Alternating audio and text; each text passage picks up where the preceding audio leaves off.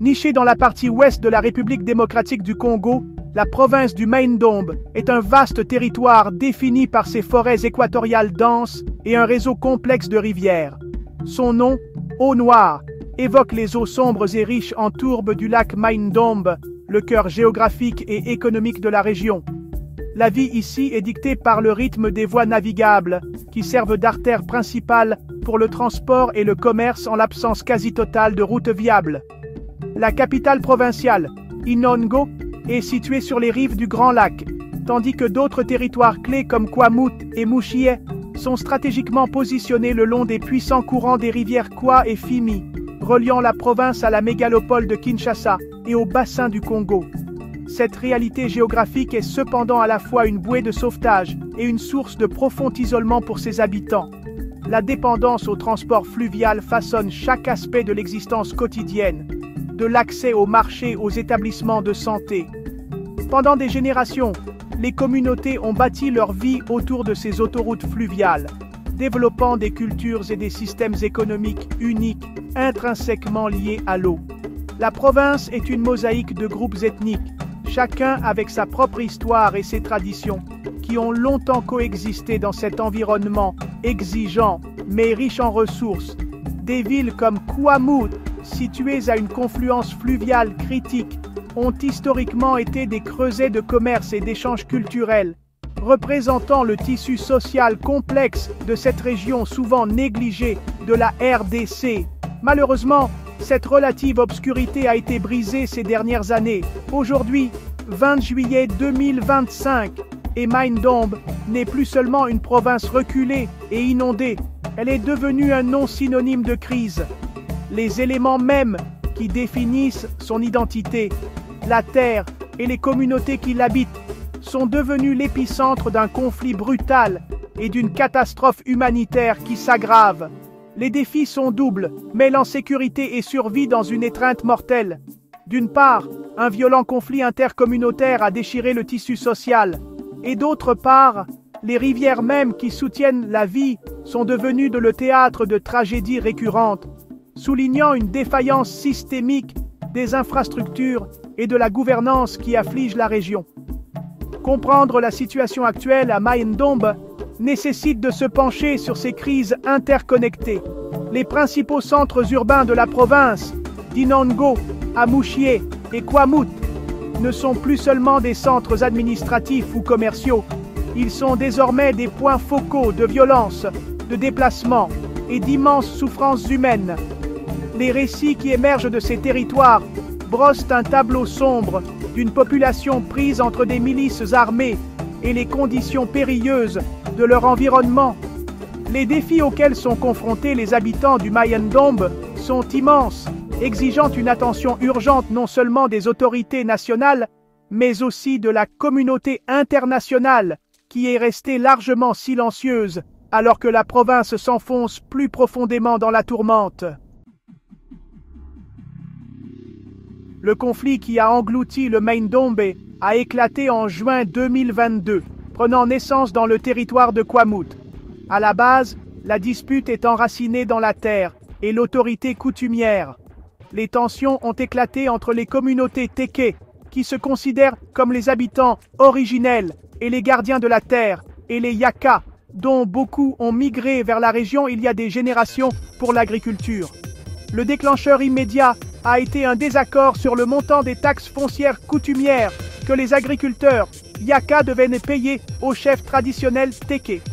Ce qui a commencé comme un différend local, apparemment gérable, sur les redevances, a rapidement dégénéré en un conflit armé à grande échelle, alimenté par des griefs de longue date et une manipulation politique qui a exploité les identités communautaires.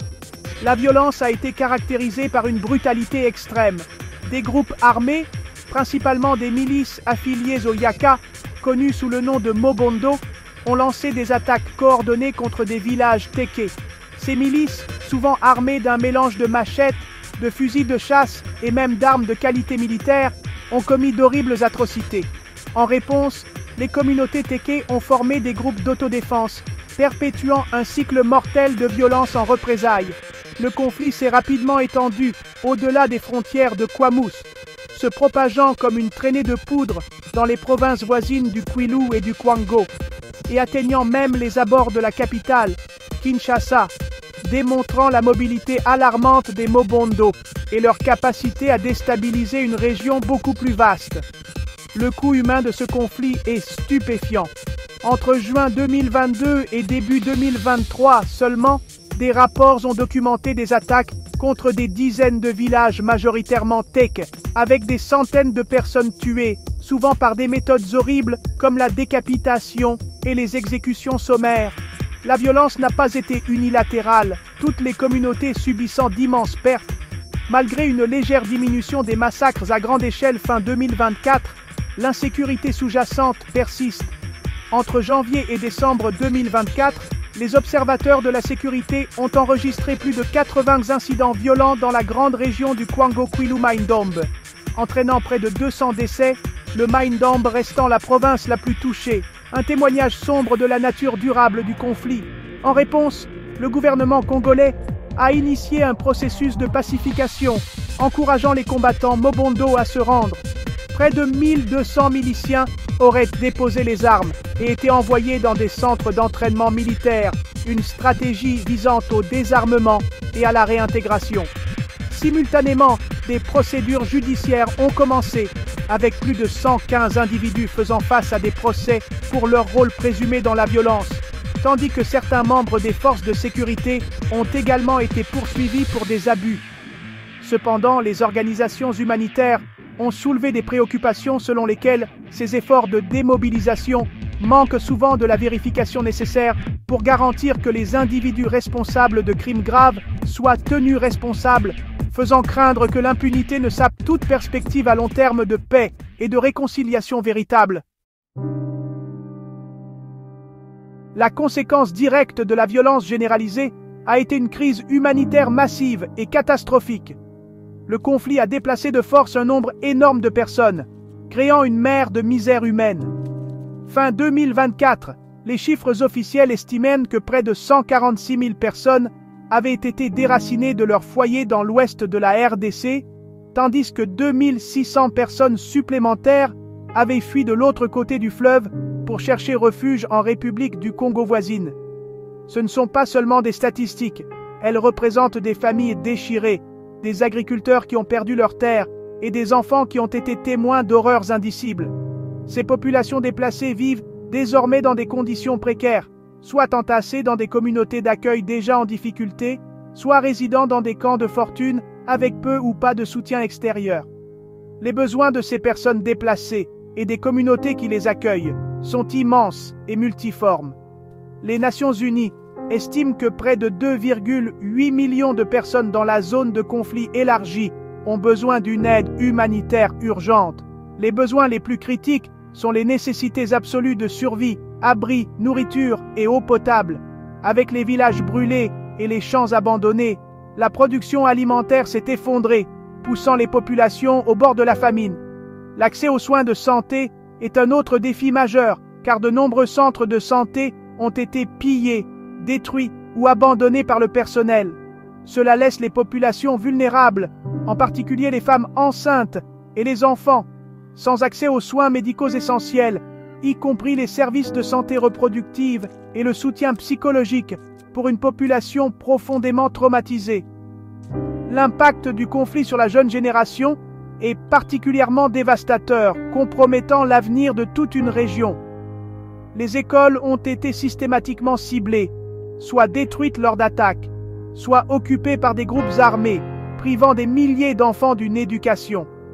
Cette destruction délibérée des infrastructures éducatives est une tactique de guerre visant à terroriser les communautés et à effacer toute semblance de normalité.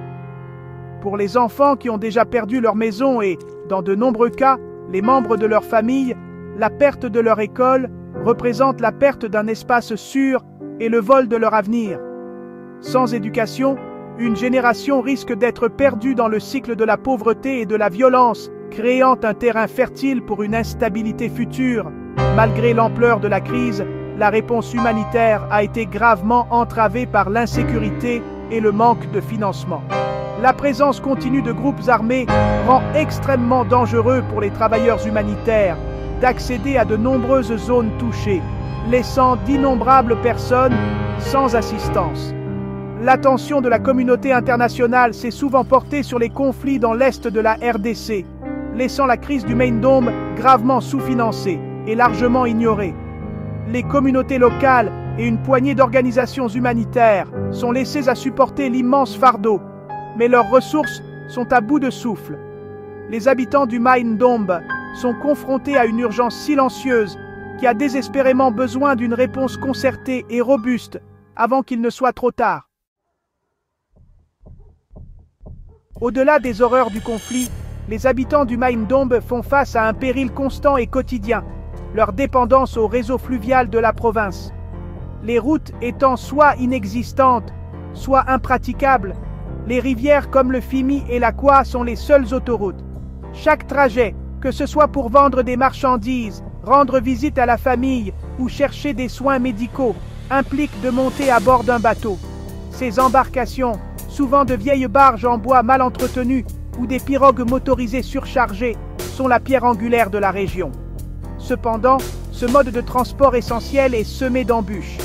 Le manque de réglementation, combiné au désespoir économique, conduit à une surcharge systématique car les capitaines tentent de maximiser leurs profits à chaque voyage en remplissant leurs bateaux avec beaucoup plus de passagers et de marchandises qu'ils ne peuvent transporter en toute sécurité.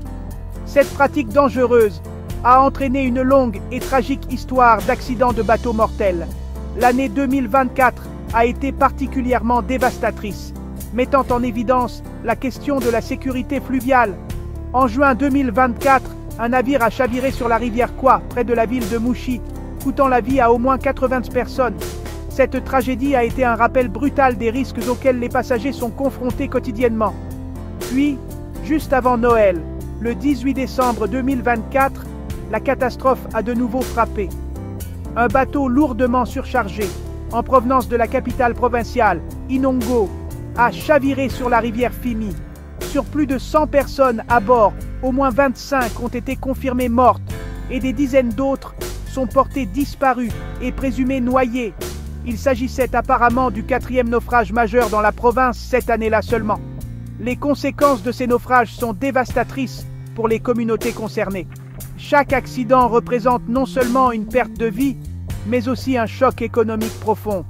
Les familles perdent leur soutien de famille et les commerçants perdent tout leur stock de marchandises, plongeant des ménages déjà vulnérables plus profondément dans la pauvreté. L'absence d'équipements de sécurité de base tels que les gilets de sauvetage signifie qu'un chavirement est presque toujours un événement à victimes multiples. Suite au naufrage de décembre près d'Inongo, les autorités locales et les habitants en deuil ont lancé des appels désespérés au gouvernement central, exigeant des mesures immédiates pour améliorer la sécurité sur les voies navigables. Leurs appels à une meilleure réglementation, à des équipements de sécurité obligatoires et à une application plus stricte contre la surcharge sont, jusqu'à présent, restés largement sans réponse. Les deux crises du conflit armé et de l'insécurité des transports ont créé une réalité insupportable pour les habitants du Main Dome. Leurs vies sont prises dans un cercle vicieux où la violence les force à fuir, souvent par la rivière, les exposant au risque très réel de noyade. La voie vers un avenir meilleur pour la province exige une approche globale. Elle exige non seulement une résolution durable du conflit intercommunautaire par la justice et la réconciliation, mais aussi un investissement tangible dans la sécurité de base et les infrastructures dont les gens ont besoin pour vivre leur vie quotidienne. Pour la population du Main Dome, la paix n'est pas un concept abstrait. C'est le droit de voyager en toute sécurité, de cultiver leurs terres sans crainte et de bâtir un avenir pour leurs enfants.